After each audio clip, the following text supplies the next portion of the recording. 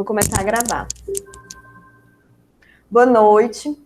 Nosso ciclo de palestras do projeto Drogas, Informar para Prevenir. Nós estamos já na terceira palestra e o tema de hoje é os efeitos maléficos das substâncias psicoativas. Então, essa palestra vai ser apresentada por 3 acadêmicos de medicina, sendo que 2 vão ser palestrantes e a outra ela está mais na parte de apoio, tá bom, gente? Vocês podem começar. Eu vou dar início à apresentação. Meu nome é Gabriel, quem vai continuar a apresentação vai ser o Erlan, e a gente vai falar hoje principalmente dos efeitos maléficos das substâncias psicoativas. A gente vai tentar trazer uma abordagem um pouco mais reflexiva e não focar numa parte assim tão farmacológica como a gente é acostumado a ver nas faculdades e escolas. Pode passar, irmão, por favor. Antes de mais nada, o que é importante a gente introduzir o que é droga, né?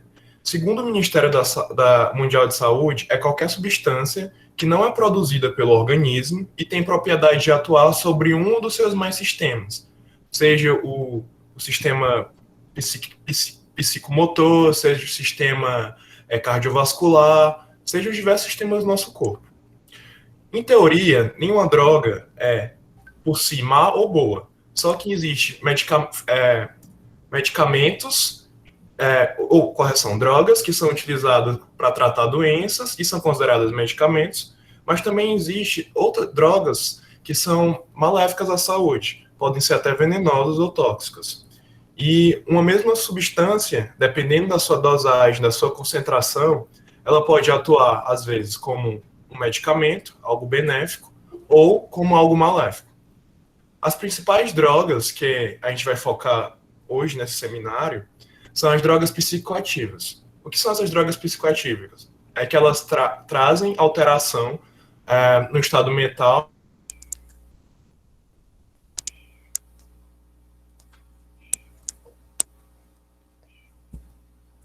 O Gabriel Aron travou, foi? Acho que sim, professora. Você sair assim, você vai ver que... Aron, volta só um pouquinho que tu deu uma travou um pouquinho na tua fala. Tipo assim, o começo, aí depois travou. Das drogas psicoativas? Só repete de novo. Vou repetir, perdão.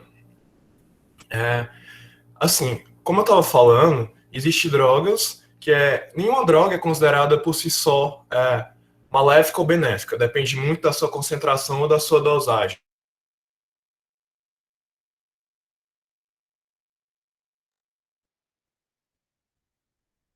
Travou de novo, professora. Que elas vão causar alguma modificação, seja no seu estado mental, seja no seu psiquismo. Vai alterar, assim, a mente, por se dizer.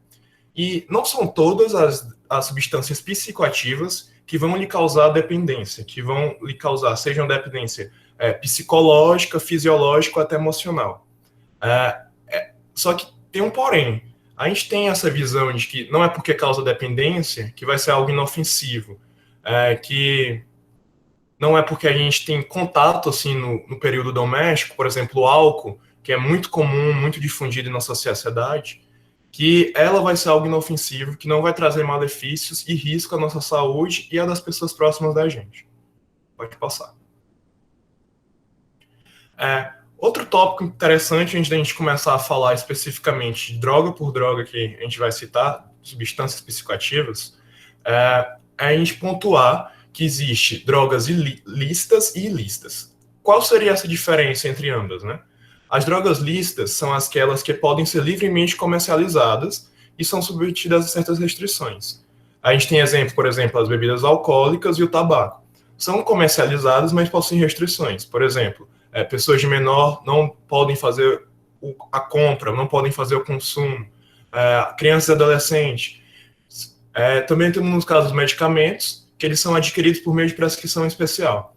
Dentre esses medicamentos, por exemplo, a gente vai ter o Rivotril, que é um benzodiazepínico, vamos ter outros remédios para dormir, vamos ter algumas anfetaminas, o Erlan vai falar depois de uma anfetamina que não é lícita, né, que eu acho que é a heroína. Temos vários tópicos assim para se dizer. E as drogas ilícitas são as que são proibidas por lei. Existe um sistema jurídico, existe um conjunto de leis que proíbe a venda dessas drogas. Em alguns casos já está tendo uma certa flexibilização dessas leis, como é no caso da maconha e de alguns canabidióides, mas isso não é um resultado que, digamos assim, é 100% benéfico, é 100% comprovado. Ainda cabe alguns mais estudos, mais discussões para poder dar um veredito. Pode passar, por favor. Pois bem, como a gente vai começar agora citando sobre cada droga psicoativa desse seminário, e a primeira que a gente vai falar agora é o álcool. O que é o álcool, né? O álcool é uma substância etílica. O álcool é o álcool etílico que é consumido, e ele pode ser obtido seja pela fermentação, seja pela destilação. E é seguramente a droga psicotrópica mais abusada no mundo, né? Tipo, você tem um número grande de pessoas e uma diversidade muito grande de países que fazem o consumo de álcool. Alguns têm até uma certa tolerância com relação à idade que se pode consumir o álcool. Tipo assim, pessoas cada vez mais jovens consomem álcool. E o que é que ele vai fazer? Quais são os sintomas que ele vai gerar no nosso organismo? Ele vai provocar uma diminuição da atividade global de certos sistemas específicos do sistema nervoso central. E como consequência dessa ação, há uma tendência de diminuição da atividade motora, da reatividade à dor, da ansiedade e comum um efeito euforizante inicial. Depois, o aumento da sonolência.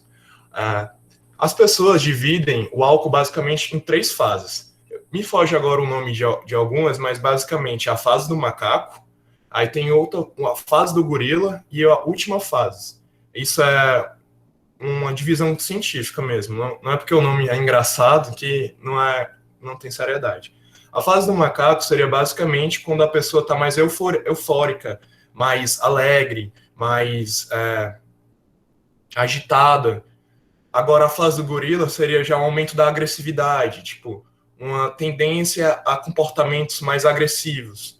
E a última fase, que agora me foge o nome específico dela, seria a que vai causar essa diminuição da atividade motora, esse retardo, digamos assim, que vai ter um aumento da sonolência e vai ter, tipo assim, uma diminuição da atividade do sistema nervoso central como um todo.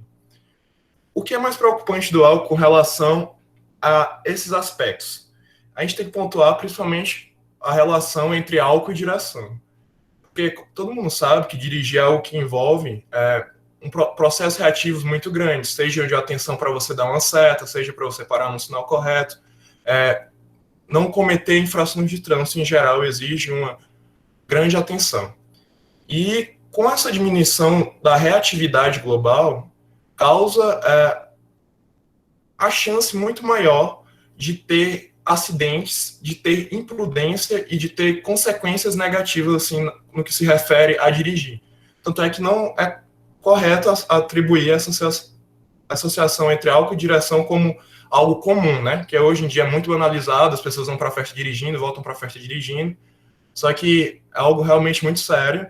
E a gente tem vários exemplos, seja nas mídias digitais, seja na televisão, de acidentes que ocorreram. Muitas pessoas têm casos na família de pessoas que ficaram paraplégicas, tetraplégicas, mataram outras, e é algo muito importante ser pontuado. Continuando, né? É importante só para te acrescentar um pouquinho com relação ao álcool, né? Que a própria ingestão de álcool contínua, ela vai provocar a parte do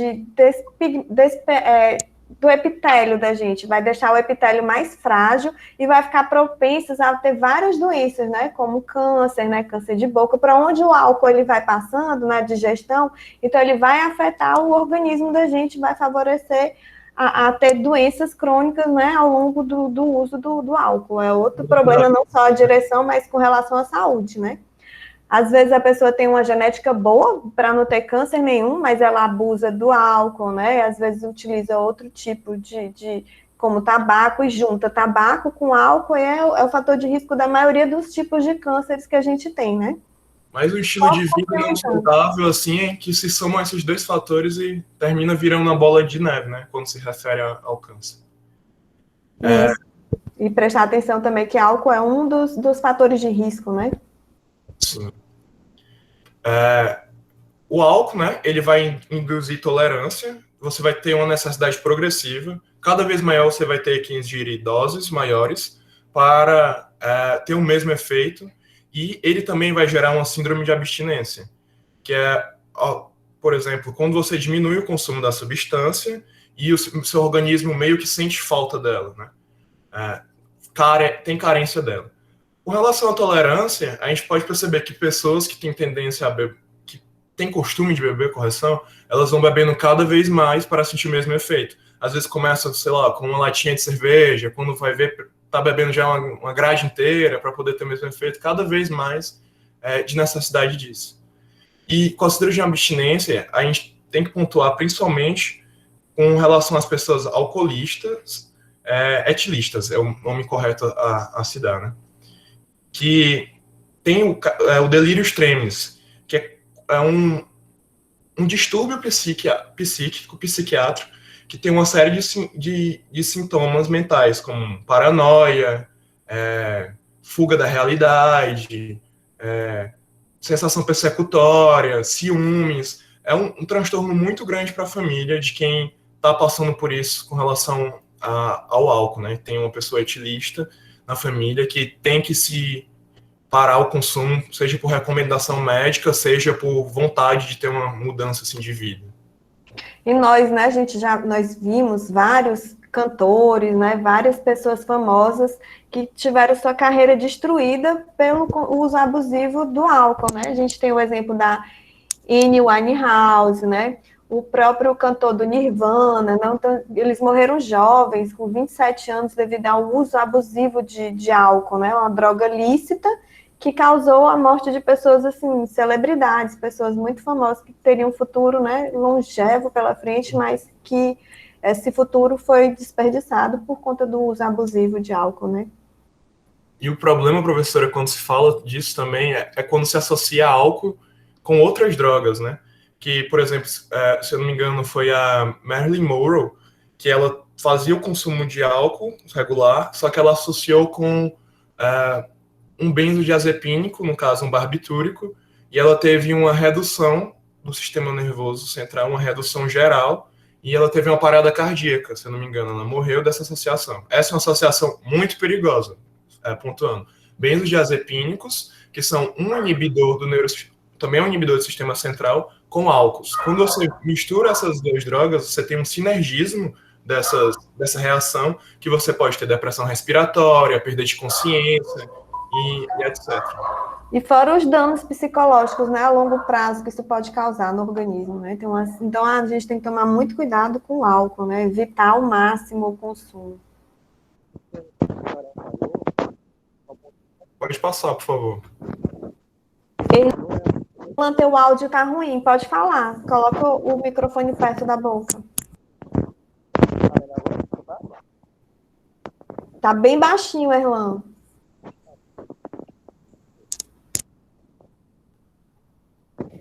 Aí tu pode passar o slide, só que a gente não está escutando muito bem. Aí assim, né? Dependendo da quantidade digerida, você vai ter alguns efeitos imediatos, mas você também vai ter efeitos crônicos. No momento que a gente vai falar de efeitos imediatos, seria o que a gente chama de efeitos agudos, né? A gente vai ter fala arrastada, sonolência, vômitos, diarreia, queimação no estômago, azia. Foi como a professora tinha falado, né? Vai causando uma modificação no epitélio do trato digestório, que tem como efeito agudo essa azia, essa diarreia, mas também tem como efeito crônico a chance de ter câncer. Você vai ter visão e audição alterada, você vai ter alterações na capacidade de raciocínio, falta de atenção, alteração na percepção e na coordenação motora, que se relaciona diretamente com o consumo de álcool e direção, né, consumo de álcool e dirigir. Você pode também ter um blackout alcoólico, são falhas na memória, que o indivíduo não consegue lembrar o que aconteceu sobre quando estava influência de álcool, né? Ele vai ter meio que um blackout, ele não vai formar memórias novas durante esse momento, ele vai acordar no outro dia sem lembrar de muita coisa, sem saber o que realmente aconteceu.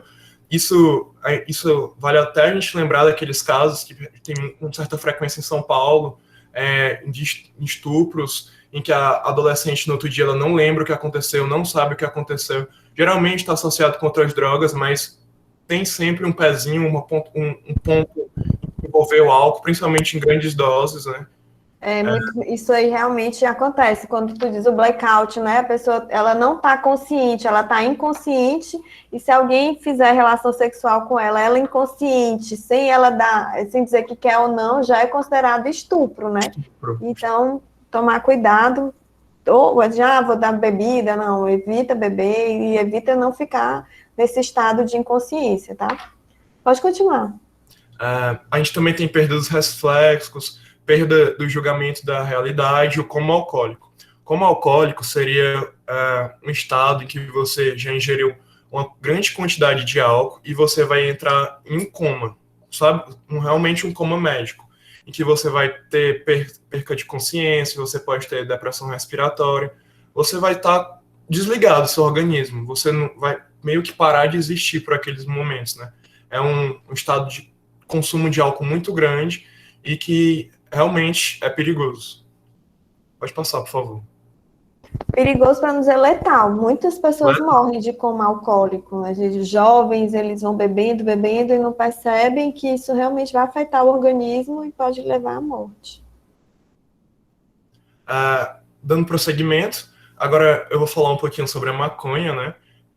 Esse é o nome dado no Brasil e ela tem algumas famílias, né? A principal de consumo é a cannabis sativa, e as suas folhas e as suas inflorescências, elas são secas, fumadas e até ingeridas.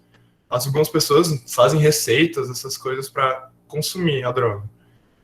Também uma droga perturbadora da atividade mental, que gera fenômenos psíquicos anormais, entre os quais destacam os delírios e as alucinações. Só para fazer uma diferença entre delírio e alucinação, né? Alucinação seria quando você vê ou escuta algo que não existe. Você vê, por exemplo, uma pessoa que não existe, você vê um objeto que não existe, você vê, não sei, coisas do gênero, escuta vozes, um quadro quase paranoide, lembra, em alguns casos, até um caso de esquizofrenia. E os delírios são quando você tem uma fuga da percepção da realidade. A sua percepção da realidade está alterada. Você pode ter um delírio de grandeza, você pode ter um delírio de que, por exemplo, estão tentando lhe matar, são delírio persecutório, no caso. Esses são uma diferenciaçãozinha. Mas são ambos sintomas mentais que são relacionados ao consumo de maconha e a outras doenças mentais também têm esses sintomas, principalmente no caso da esquizofrenia. Surto psicótico pode causar também? Tu pesquisou quando foi Professora, olhar a parte de maconha? pessoas que têm tendência a surtos psicóticos, por exemplo, é uma genética, né, que tem uma certa hiperatividade de algumas regiões do cérebro, tem essa tendência com o consumo de maconha a ter surtos psicóticos. E tipo assim, a maconha e o LSD são duas drogas, assim, digamos, mais perigosas para as pessoas com esquizofrenia, porque pode colocar em uma situação de crise, desenvolver pensamento paranoide, de ter fugir da realidade mesmo. A pessoa estava pode estar vendo alguém tentando atacar ele e não é, e aí ele pode até matar uma pessoa, né? Ele achando que essa pessoa está tentando agredir ele, pode ser um risco para a sociedade, né? Eu acho que foi em 2018, foi 2019, a gente foi no Hospital Aerolino de Abreu, na disciplina de psicologia médica, né? E lá, a gente fazendo a anamnese de um paciente, ele falou pra gente que fazia consumo de algumas drogas e que, no caso da maconha, ele relatou que ele estava sentado na sala dele quando viu um demônio se materializar na frente dele, algo, tipo assim, totalmente fora da realidade que a gente podia ver. Tudo bem que ele tenha, talvez, algum transtorno mental, né? Mas teve esse sinergismo com as drogas, né? Que causou foi muito mais agravado, né? Agravou muito mais o uso da maconha, né? Juntando com o problema que ele tem, fez a doença ficar muito pior, né? E esses efeitos que a gente está falando da maconha, eles são causados pelo THC. O que é o THC? É o canabinol. E as quantidades dessas moléculas vão definir a intensidade dos efeitos. Muitos estudos hoje em dia estão levantando pontos positivos para a maconha em alguns tratamentos, principalmente de epilepsia, melhora de quadros de dores crônicas e assim. Mas é importante ressaltar o quê? Assim como todo o processo de desenvolvimento de medicamentos, quando a gente está pesquisando, a gente tem uma planta, digamos assim, né? E essa planta, ela vai ter, digamos, 100 compostos que vão ser ingeridos. Por exemplo, quando a pessoa vai fumar maconha. Por exemplo, se eu não me engano, a maconha ela tem mais de 186 canabinoides. Só que apenas 2 desses canabinoides são os que são estudados, tem comprovação científica, que tem, por exemplo, melhora no aspecto da epilepsia, melhora no aspecto das dores crônicas. Então, o que seria, na minha visão, né, me corrija se eu estiver errado, a maior complicação desse aspecto é que quando você faz o consumo da maconha, você não está ingerindo com a finalidade terapêutica, você não está ingerindo somente aquela molécula que tem potencial terapêutico, que tem potencial para medicamento. Você está ingerindo outros componentes, que no caso seria o THC e outros canabidioides, né? E, assim, esse aqui seria o risco da minha visão. Tudo bem que existem os medicamentos que estão ajudando muitas pessoas, melhorando a qualidade de vida, no sono. Isso é muito importante, de verdade.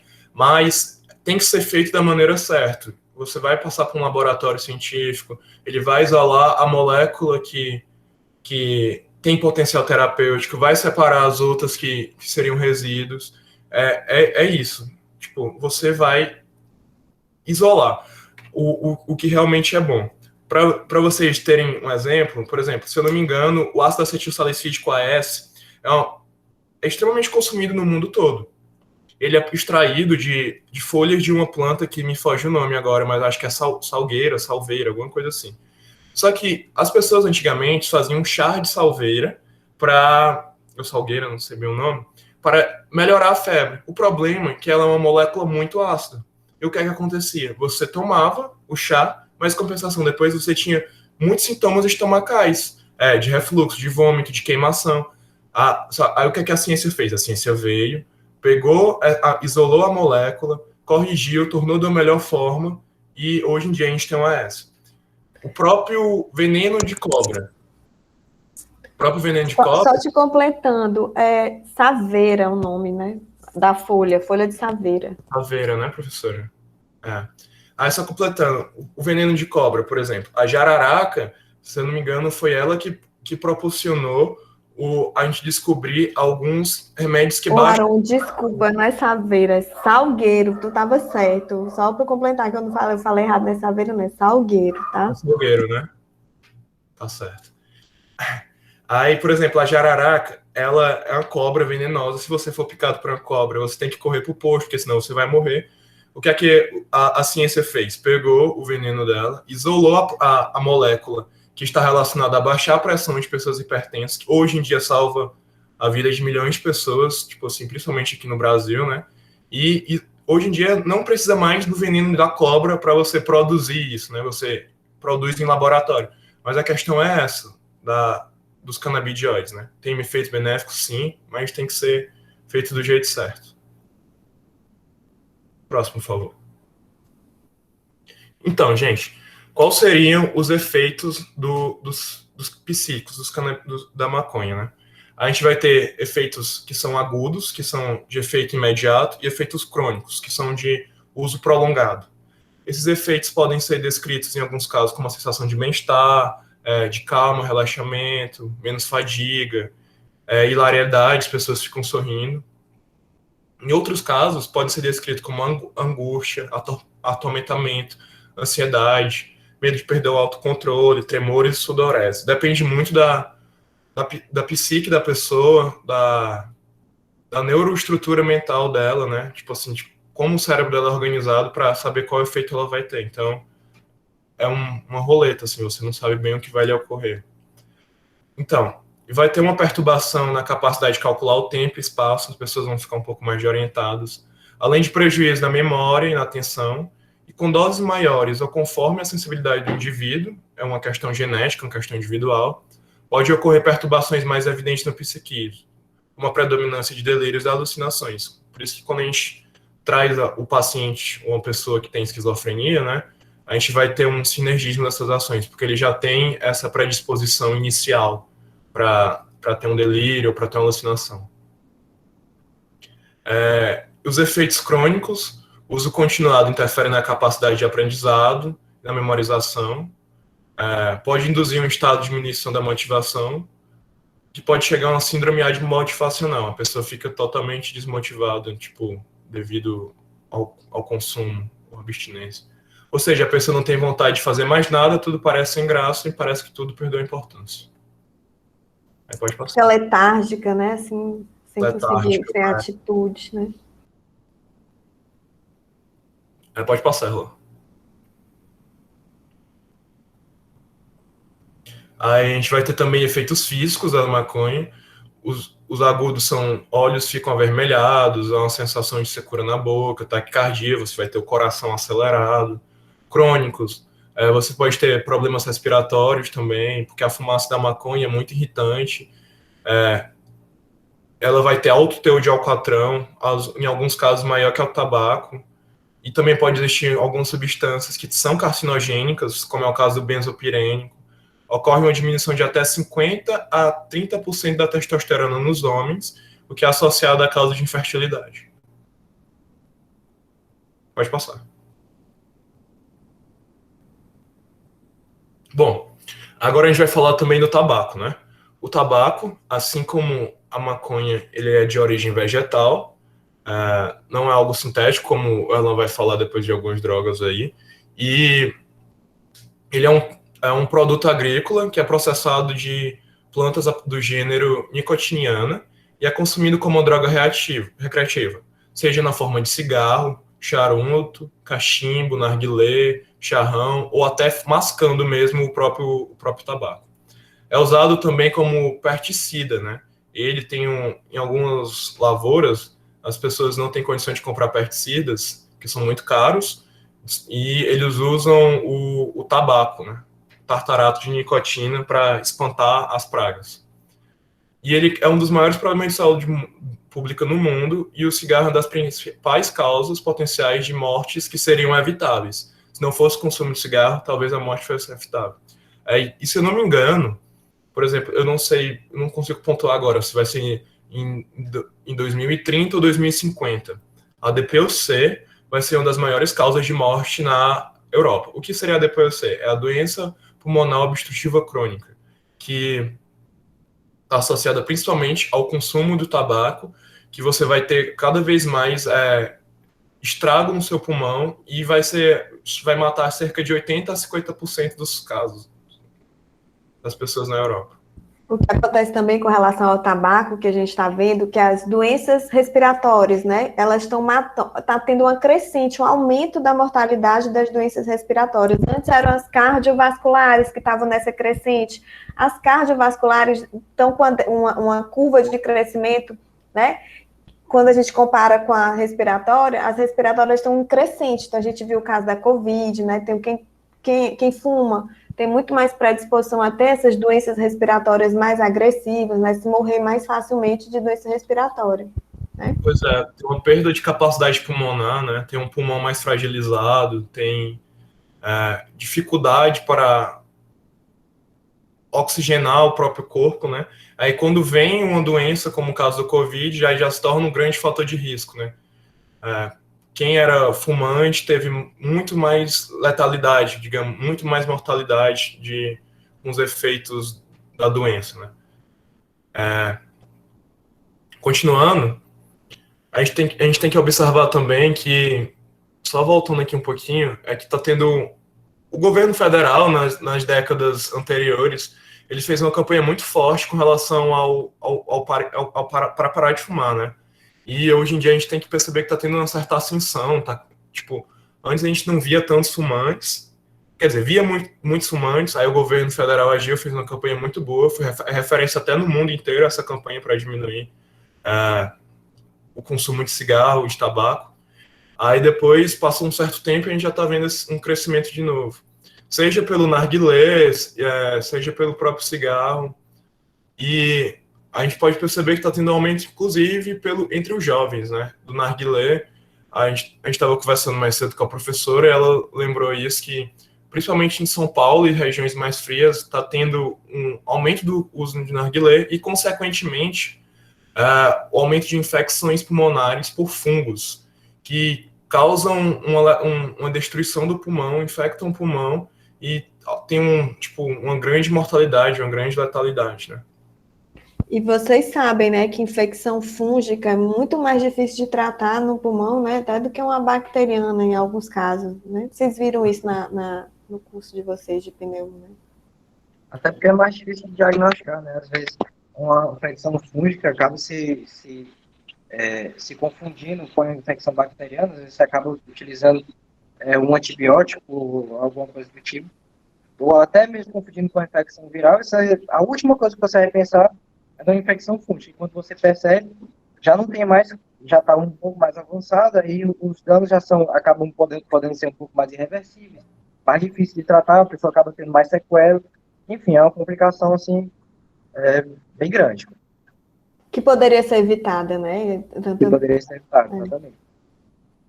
Pode continuar, Aaron. E se eu não me engano, essa informação eu não tenho certeza, né? Mas eu já tinha visto em algum lugar que, por exemplo, se você fumar um narguilé por 1 hora, corresponde mais ou menos a 50 a 100 cigarros. Exatamente, é verdade. Essa é verdade. É um número, uma proporção bem grande, assim, de fumaça e de outras substâncias tóxicas que você absorve. Bom, os efeitos do tabaco, né? Os efeitos do tabaco são causados principalmente pela nicotina, mas com relação a efeitos relacionados à sintomatologia de doenças, né?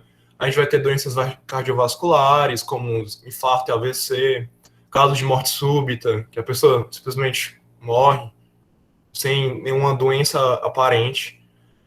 Doenças respiratórias, como efizema, asma, bronquite, DPOC, que é a doença pulmonar obstrutiva crônica, que eu já falei, que vai ser uma das principais causas de morte na Europa em alguns anos. Diversas formas de câncer de pulmão, câncer de boca, câncer de faringe, laringe, esôfago, pâncreas, rim, bexiga e útero, né? Ele está muito associado com câncer. As pessoas pensam que, assim, não é porque, por exemplo, é uma planta, não seria, digamos assim, um cigarro é menos letal do que, por exemplo, uma pessoa que fuma tabaco enrolado, né? Os dois têm, na verdade, o tabaco enrolado teria até um potencial maior carcinogênico, porque tem uma grande quantidade de fumaça, uma grande quantidade de substâncias tóxicas maior. As substâncias tóxicas se encontram na folha do tabaco, não é adicionada. É o tabaco em si que tem esses carcinogênicos, né? Da natureza da planta. Também, Aaron, o fumo invertido, tu já ouviu falar? Não. Na Índia, a galera, ao invés de botar o cigarro assim e fumar, ele fumava com fogo para dentro. E aí era por isso que a Índia é considerado o país que tem a maior quantidade de pessoas com câncer de boca, devido ao fumo invertido. Uma mania deles, fumar ao contrário. Ainda bem que aqui no Brasil ninguém pegou essa moda, já pensou? Pois Mas na Índia é assim, é muito caso de câncer de boca por conta do fumo invertido. Pode passar, Erlan, por favor. Bom, aí a gente tem é proibido pelo Brasil, né? É proibido nos ambientes brasileiros você fumar em espaços fechados e públicos, por exemplo, dentro de um avião, dentro de um shopping, porque existe o caso de pessoas que são fumantes passivas. Elas não estão fumando o cigarro, mas elas estão no ambiente com a pessoa que está fumando e elas estão absorvendo, estão expostas a essa fumaça, estão no mesmo ambiente. E eles têm um risco maior em relação a várias patologias que podem afetar os fumantes. Em alguns casos, às vezes até que maior que os próprios fumantes, né? Tipo, você está fumando indiretamente, você está no mesmo ambiente que uma pessoa que fuma, é prejudicial, não só para a pessoa que está fumando, mas para você que está nesse ambiente. Como eu pontuei rapidinho, o que é que causa os efeitos assim que as pessoas buscam no cigarro, no tabaco também? É a nicotina, né? A nicotina é uma substância presente no tabaco, que ela provoca dependência, mas não está associado a todos os problemas de saúde do cigarro. A nicotina, inclusive, ela é muito estudada porque ela apresenta grandes potenciais terapêuticos. Tem estudos que relatam que há uma grande correlação, estudos de associação, então não indicam relação causal, né, entre pessoas que têm esquizofrenia e TDAH com o abuso de nicotina. Porque, aparentemente, a nicotina causa um estado de organização mental, vai organizar os pensamentos dessas pessoas, tornando, assim, elas mais dentro da realidade, mais atentas, com a mente mais saudável, digamos assim. Não é só a nicotina, assim como os canabidióides da maconha, ela tem grandes potenciais terapêuticos, mas ainda carecem de estudos. Por quê? O seu organismo ele é cheio de receptores nicotínicos que estão associados a esses efeitos, né? A nicotina ela parece não ser cancerígena, embora ela esteja relacionada nas doenças circulatórias. Por que está relacionada às doenças circulatórias? Recentemente eu vi que não tem muitas evidências de que seja realmente isso que acontece. Mas o que é que acontece? A nicotina ela vai lá nas paredes dos vasos e vai causar um relaxamento, diminuindo a pressão, né? Por isso que as pessoas relatam uma tontura, uma queda de pressão quando utilizam a nicotina. Aí, posteriormente, os vasos vão contrair de novo. É como se fosse causando um desgaste. O abre e fecha desses vasos vai causando um certo desgaste que é possível que esteja relacionado com as doenças cardiocirculatórias, né? E as ações... Outra coisa, Aron, também, que é a nicotina, ela deixa as mucosas mais com tendência à inflamação, mais frágeis, né? Ela perde aquela resistência natural que ela tem, essa fumaça, a nicotina e outros produtos também, eles causam isso, quando se inalam, né? Sim, verdade, professora. Bem pontuado. E assim, né? Como a senhora tinha falado, com relação às mucosas, né? Está muito associado esse aspecto aí das substâncias tóxicas do tabaco com câncer de boca, né? De laringe, essas coisas assim em geral. Aí, continuando. As ações psíquicas da nicotina são complexas. São uma mistura de efeitos estimulantes em algumas regiões do corpo e efeitos depressores em outros, né? E menciona-se aumento da concentração e da atenção, redução do apetite e redução da ansiedade.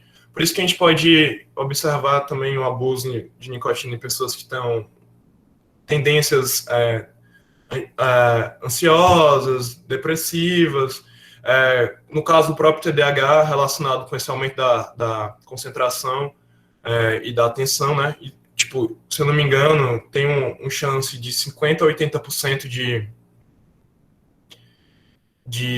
das pessoas que têm TDAH ou esquizofrenia fazerem uso ou consumo de nicotina, tem índices maiores, né? 50% a 80% maior do que uma pessoa normal que tem a doença.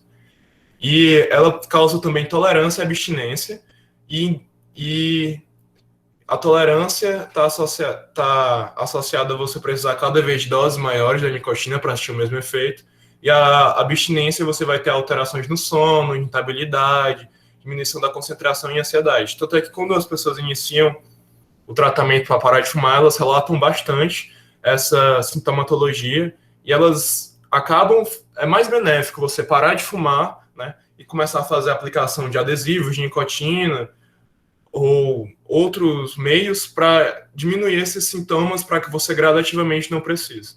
Felizmente, né, é sabido que se você parar de fumar hoje em dia, né, em cerca de 10 a 20 anos, o seu pulmão já vai estar bastante recuperado, já está bastante saudável.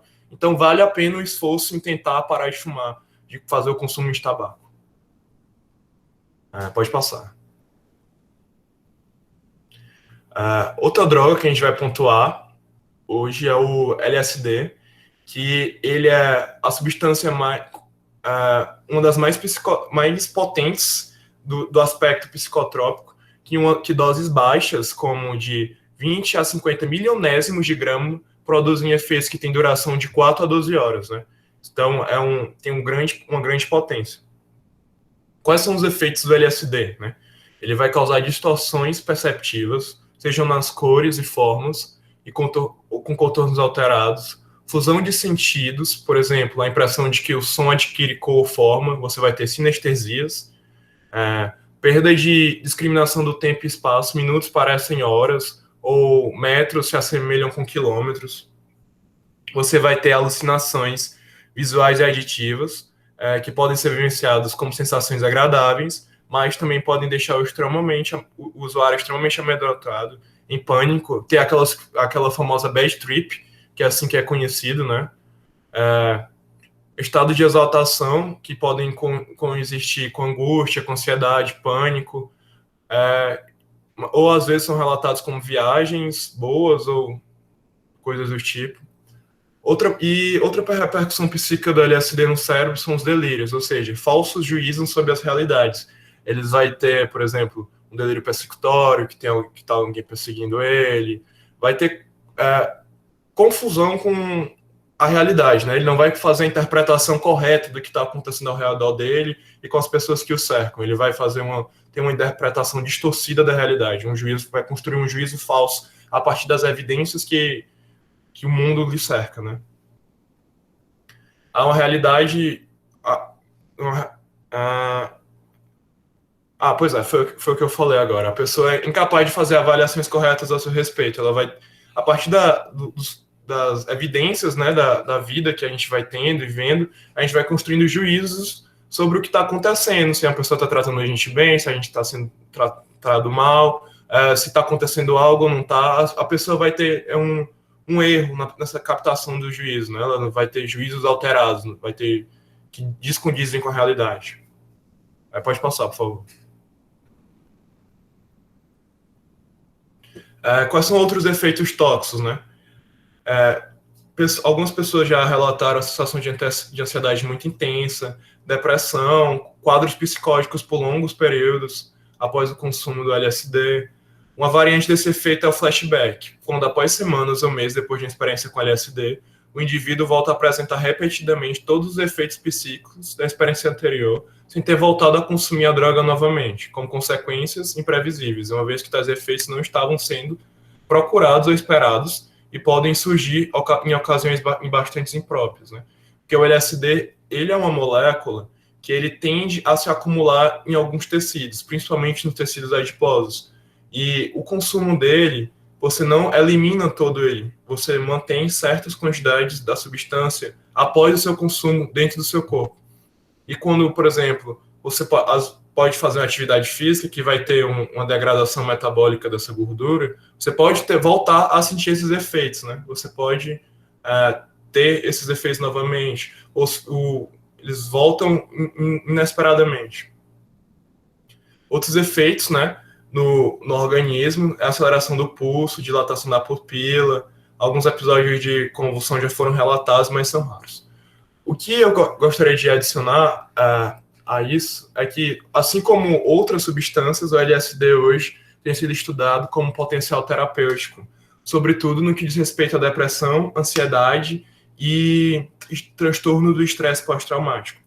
Está tendo uma revolução muito grande, principalmente nos Estados Unidos e na Europa, que os psicodélicos, que é uma classe de substâncias que o LSD se encontra, eles têm mostrado resultados extremamente promissores para tratar essas doenças, né? A depressão, a ansiedade, o estresse pós-traumático. Mas é importante ressaltar que essas foram situações, digamos, em ambientes controlados. Existe todo um plano de voo, é assim que ele chama. Eu li um livro que é do Michael Pollan, que ele é um dos revolucionários nesse aspecto psicodélicos, né? Que foi uma molécula muito abusada durante aquele período dos hippies de contracultura e acabou sendo proibida por causa dessa relação, né, com a contracultura. E já havia várias pesquisas sobre os psicodélicos no tratamento de doenças.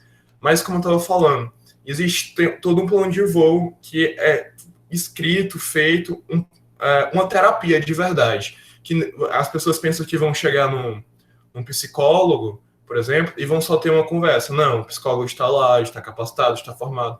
A maioria das vezes ele tem um plano, um roteiro que ele vai aperfeiçoando, né? Que, por exemplo, no caso da terapia cognitiva comportamental, ele ainda teve que fazer uma especialização na área para poder atuar dessa forma, para não ser só uma conversa, que você chega conversando com seus amigos para resolver seus problemas. Não, ele tem capacitação para isso, ele tem estudo científico, tem comprovação científica que isso funciona. O mesmo vale para o LSD, que não é só o consumo da droga que vai ter melhoras dos sintomas depressivos, dos sintomas ansiosos. É uma terapia que se envolve, que se construiu em torno da molécula, né? E eles fizeram estudos randomizados, né, com a população, em que eles davam uma dose, se eu não me engano, era 100 ou 120 miligramas da dose para uns, e para outros ele dava uma dose de metilclorofenidato, se não me engano, que é a Ritalina, né? E para evitar o efeito placebo.